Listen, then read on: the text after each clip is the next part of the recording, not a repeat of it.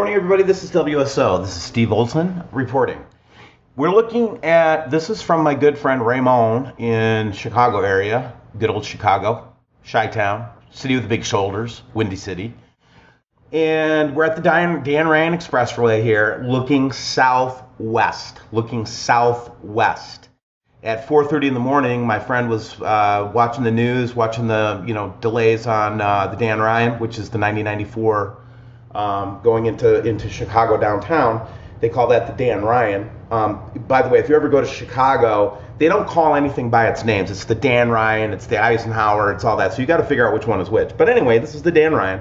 And as you can see, we've got a huge red orb with a trail apparently behind it in Chicago yesterday morning. And this would have been just another orb picture for me.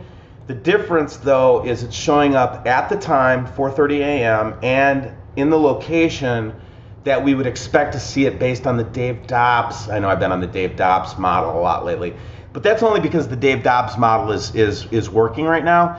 It just so happens that the Dave Dobbs model coincides with the Gil Broussard model, and you couldn't find two more different people on the whole earth than Dave Dobbs and Gil Broussard. Yet, they're both going to be at WSO Live on August 25th and 26th, because we're going to get all points of view. What we did was we put together the best minds we could find to sit down, talk about this, give you the information, the end-all, be-all, this is what it's going to be kind of thing, the best we can, and both these guys are going to be here. But anyway, so Raymond got me this picture, and I think it's remarkable, and I think it's noteworthy, and I think it's freaking intense. And so I just wanted to thank you, Ray, for being such a friend to me and to the channel.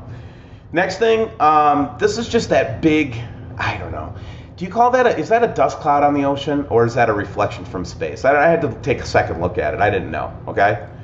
Then look at this little clip that we got, and this goes back to that historical stuff. This is from 2011, okay?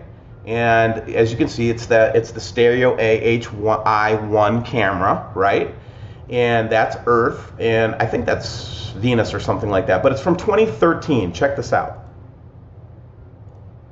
Look at that. So in 2013, there was something in our skies. Let's stretch this out a little bit. There was something in our skies. Look at that. 2013, guys. And this is what we've been saying, is that these things have been hanging around and doing their thing as this thing's making its way around the sun and blah, blah, blah, blah, blah. And then people call us crazy and intensely stupid. But then I go to, and I can find a picture like this. So I don't think we're stupid, guys. I don't think we're misdirected. I don't think that we're being pulled. I think that we're finding stuff, and I'm not so sure that they didn't mean for us to find it. You know what I mean? Because you don't want it to be a hard disclosure where nobody knew about it, and then all of a sudden you spring it on the world. You're going to have some people ready to know it, and I think that's why they let us operate, quite frankly. I really do. I think they let us operate because they have to have some disclosure, because they can't really afford for this to be a total mystery when it happens, okay? Here's one of those fun photographs where one half of the sky is lit up and the other half of the sky is not lit up. What the hell is that? You could say that's from that cloud there, I suppose, but I don't know. Look at this one. Same thing. Oops. Same thing, guys. It's this big, huge, unusual shadow, and we think that these are from planets, guys. That's what we think, but what do you think? That's what's more important. All right, I want to take you to a couple of things here real quick to show you. The first thing I wanted to talk about was we will be in this general area along the Oregon, Idaho line there. I'm not going to say exactly where because I don't want to get hassled by anybody. But a lot of people are asking us what time is the eclipse going to happen, and this is the timing that it's going to happen. It's going to be in that 11:15 to 11:30 range, and we will be broadcasting live the whole time.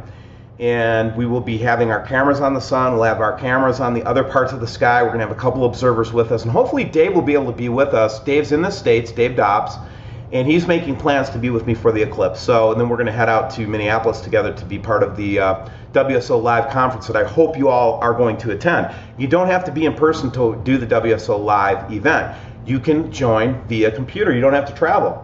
And just click below for more information on that, okay? And then we've got the typical, this is live, NASA from space. If you've never seen this, you can actually go on YouTube and have the live thing. But we always have some weird stuff going on by the sun, and it's always fun to look at that thing. Radiation update today, guys. Nothing out of the ordinary, but a lot of people get worried about atmospheric radiation and things like that. Here's a great site that you can go to called the Radiation Network. Just Google it, and you'll be able to find it. But what you'll see is we usually have really high radiation readings in here in the mountainous regions of Colorado. And I think the reason of that is because they are higher up altitude-wise. But what you're looking for is if you see the little pointer going up, like that, it's a mobile reading that's going up, and then you've got the red and the yellow, which is trending up. And nothing looks like it's trending up, but if you ever see red on this map, that is something to pay attention to, and you want to get out of the weather. You want to get under some protective places if you ever see the alert thing go on. But that I've never seen it go to alert stage yet.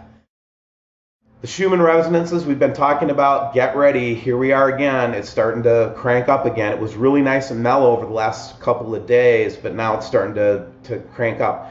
In case you don't know what the Schumann resonance is, it's that frequency that the Earth operates at, 7.83 I think, and anytime that it goes up into the 40 hertz, 36 hertz range and things like that, here's what the medical community would say to you. Look for heart problems. Look for, the heart activity increases during this time. Mental activity is affected.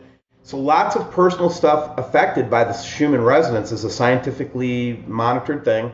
And again, we're getting some high frequency here today. CME, guys, CME alert. We just had something bounce off the sun, and this is looking into the future cast. And hopefully we'll get missed by this CME. It looks like it started out. It could maybe come towards the Earth, but not likely at this stage of the game, okay? But right now we have a CME out there. That's something to take a look at, okay?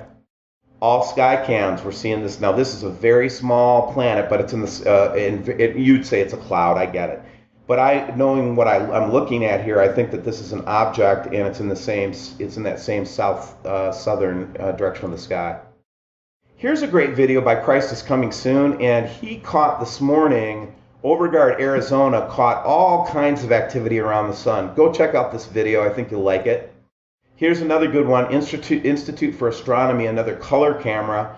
And again, I'll leave all these links below for you guys, but this is a good camera for viewing stuff. Again, we're seeing these objects up in that southeastern area of Hawaii. And then Matthew, my buddy, was doing some experiments with lens flares. Yeah, experimenting with lens flares around the sun. And you can see that there's objects back there, but you just can't get a clear take on it. You can't get a clear look at it because of the way that they have the Fresnel lenses and everything like that. But what you can do is if you play around the sun, and Kelly Hannibus does this, a couple other folks do this, where they're actually able to catch things like the sun simulator and some of those reflections and different cool things like that. And then finally, a little bit of space weather. It's relatively calm compared to what it's been lately, but here's what I don't like. I don't like increased pressure making it past the magnetoband and actually hitting the Earth. I don't like that, and I don't think scientists like it either. So we'll just kind of keep that in the backs of our minds. So with that all said, back to the eclipse. Final words on the eclipse. We're going to be broadcasting live. We're going to start as early as possible, but our goal is to start at 8 a.m. Mountain Time and just basically have a live session while we're there watching the eclipse with the other people that we're with, and it will be fun. Hopefully Dave will be with us there. Big point on the eclipse. A lot of folks are buying these eclipse viewers, okay? Eclipse viewers. And that's great. I think everybody's excited about the eclipse. I think everybody wants to see the eclipse. I get it, okay? It's cool. Problem is, guys, they don't work if they're not used 100% properly. So I really need you guys to go out and do a little bit of research to make sure you don't hurt your eyes when you're looking at the eclipse, guys. It's critically important that you have the right eye protection, and a lot of the stuff that's being sold out there right now is just pure BS. Please don't let your eyes get damaged in this event. Learn what it takes to keep your eyes safe, and we'll try to do a couple public service announcements later on. Don't forget to sign up for WSO Live, but most of all, right after the eclipse, we're going to have so much information to go over, and guess where we're going to go over it? That's right, at the WSO conference on August 25th and 26th. So don't miss it. Sign up below. You can join via web. Probably 1/3 of the people are going to be on site. And by the way, we don't have any seats left for the on site in Minneapolis. It's all remote now. So we're sold out, and we just need you guys to join via web and participate. You'll be able to chat. You'll be able to ask questions. And we're going to be analyzing the bejeebers out of this eclipse if anything came out of it. So this will be the one-stop shop to get all the information on Planet X, Nibiru, the eclipse, black sky, all of that stuff will be August 25th and 26th. I can't believe that the timing for this event is so perfect. Can you? God bless you all, and have a great day. I'll talk to you later. Bye.